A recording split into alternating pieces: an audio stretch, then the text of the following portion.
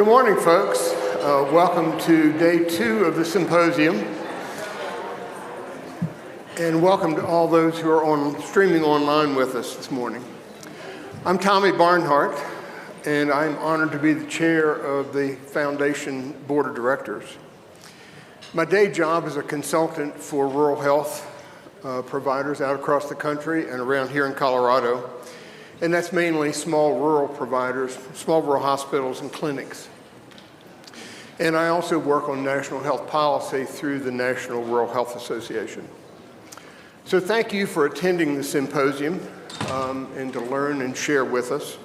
But thank you for everything you do to enhance the health and welfare of Coloradans every day. And I encourage you to share your story and your experiences with other attendees so that will enhance all the experience for all of us.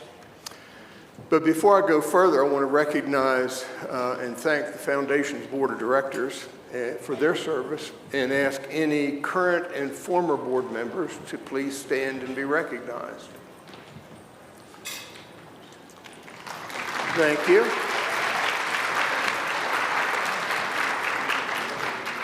Like the directors of your organizations, our board members give freely of their time and talents to further the goals of the Foundation, to bring health within reach of all Coloradans.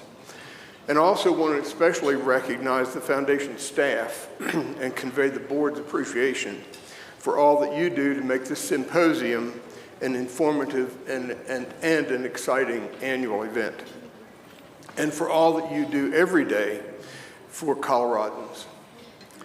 Together we serve Coloradans who have less power, privilege, and income, and we prioritize Coloradans of color.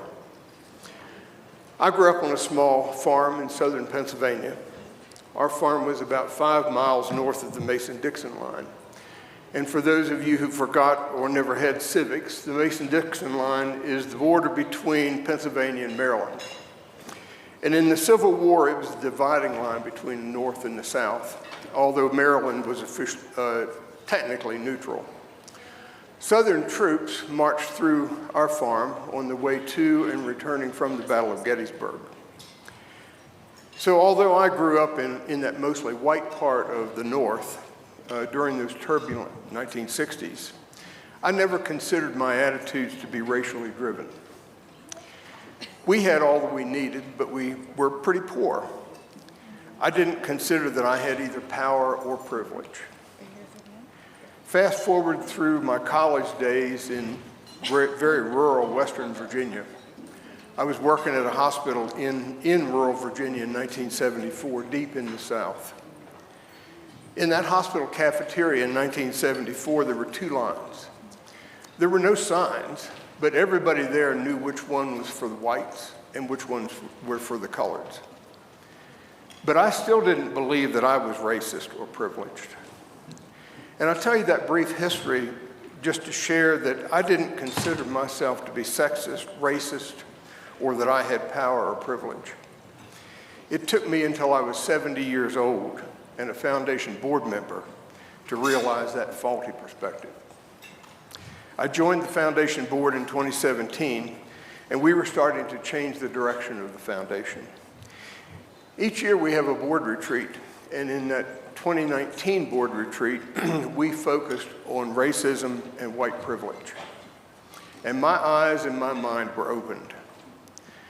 I don't think it ever occurred to me that being a white male, I had power and privilege simply because of the color of my skin and my sex.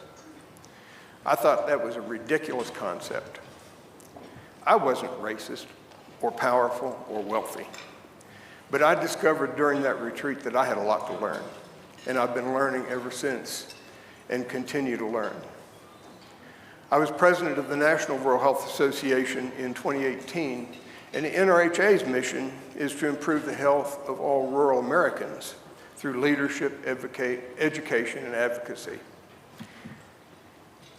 And although as an organization we recognized the inequity of health in the US, we never really fully embraced the influence of race and the underlying societal challenges and structures and what impact they have on the continuing health inequity.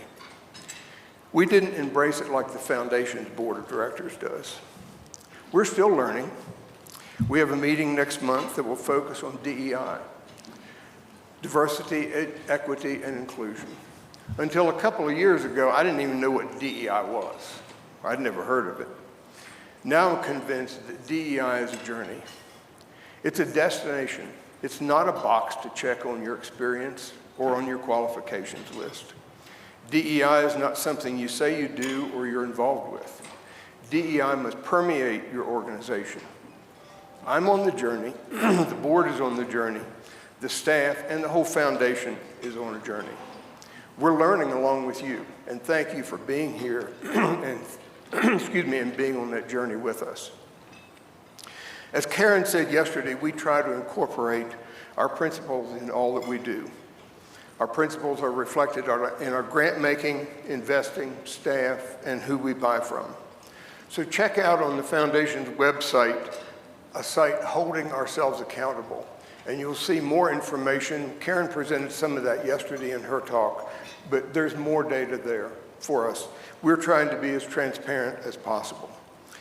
But you can help us learn, and you're doing that by here and actively participating. We heard some incredible speakers yesterday, and there's more to come. And I encourage you to take your time and take your experiences back to your organization and fully embrace your personal journey and your organization's journey. I hope you have a positive outcome and experience this week. And if you need anything, don't hesitate to ask and mention it to one of our incredible staff. Now allow me to introduce one of those incredible staff, Erin Brown. Erin is Vice President of Community Impact and Investment. Erin came to the Foundation about 2 years ago with over 25 years experience directing civic programs and services. In her role, Erin oversees the deployment and the impact of grants and community investments in conjunction with its 4-member executive team. Throughout her career, she's been instrumental in fostering collaboration between community members, organizations, and city and state agencies, including the implementation of the City of Denver's race and social justice framework. Most recently, Erin served as Deputy Chief of Staff and Denver's first Chief Equity Officer for outgoing Mayor Michael B. Hancock in the City and County of Denver. Welcome, Erin.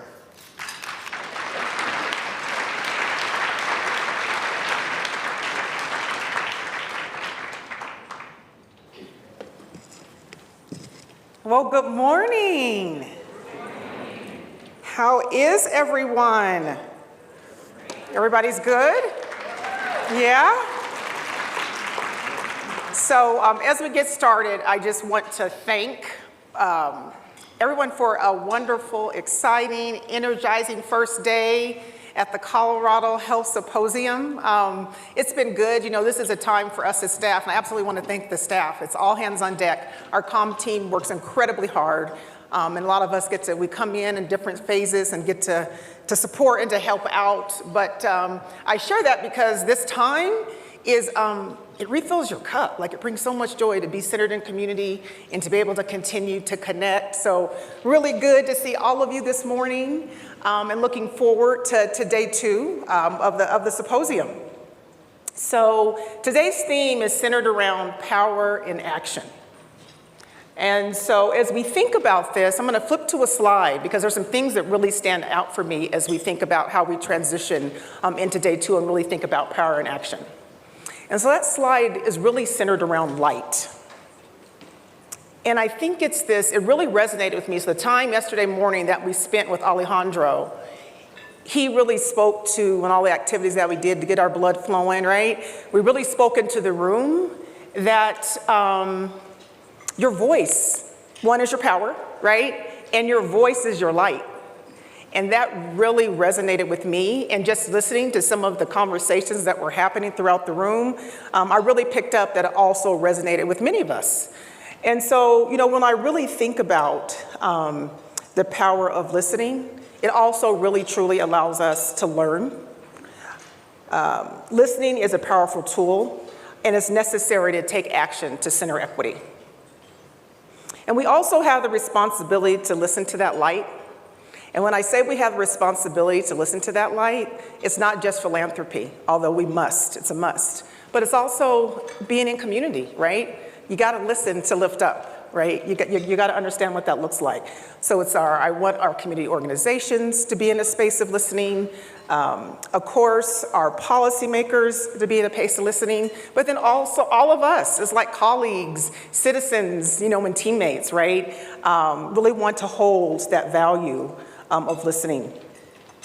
And also, someone shares their voice is valuable, and I'm gonna loop back to this light. You'll probably hear me say it several times this morning, but it is their story, it's someone's story, and that's why it matters, right? It's their point of view, and in many cases, it's their truth, right? And it also really helps informs others of what you need, what's important to you, what your values are. And so it also stood out to me when Doug and Ed yesterday shared on the philanthropy panel. As white men, they are listening.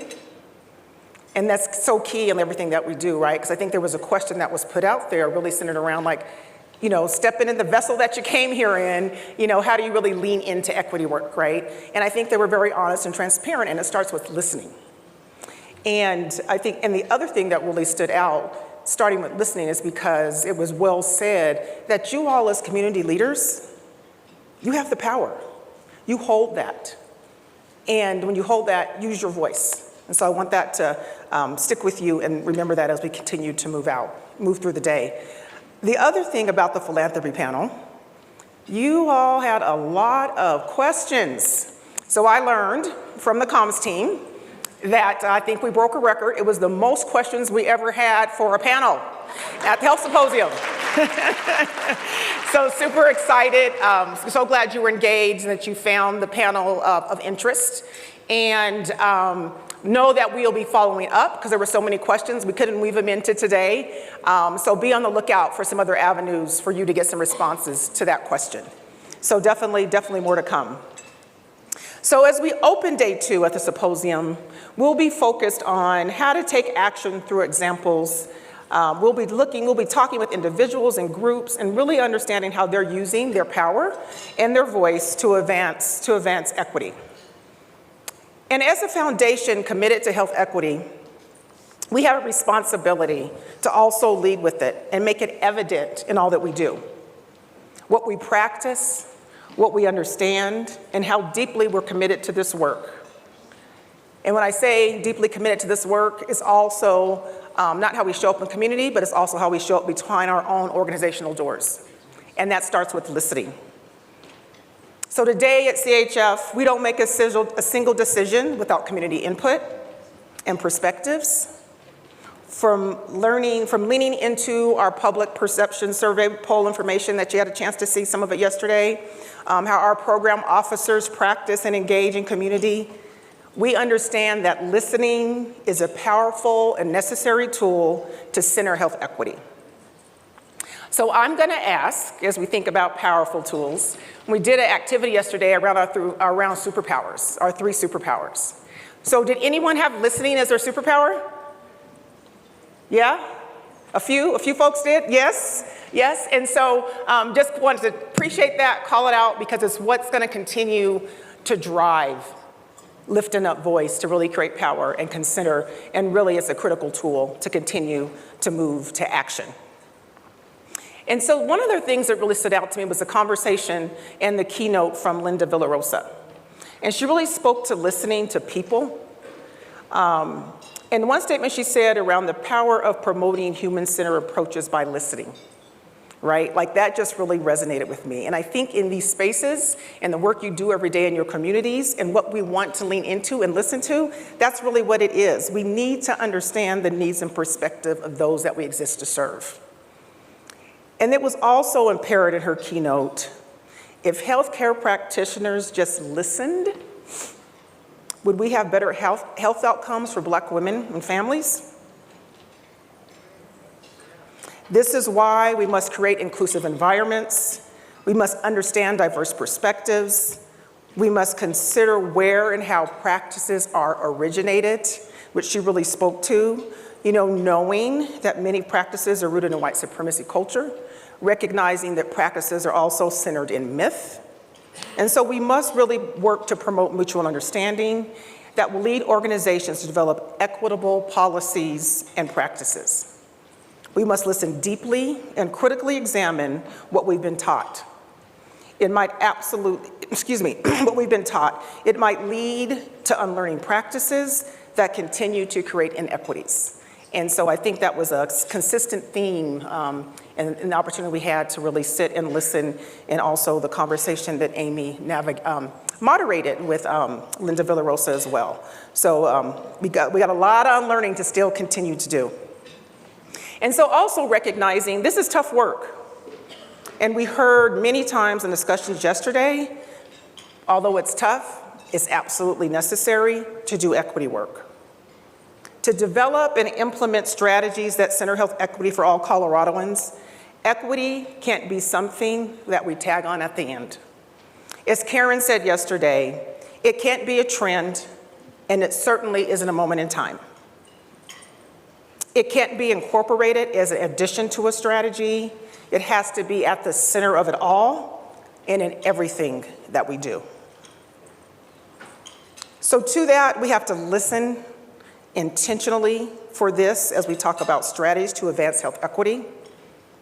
Our organizational strategy was designed with community input and listening, and we have a continuous listening approach. And it doesn't mean that we always get it right or we satisfy all those we engage with, but we have stepped away from making decisions on our own. Our community engagement approach prioritizes developing and nurturing authentic and meaningful relationships at the core of our grant making. Being a program officer at CHF isn't a traditional experience.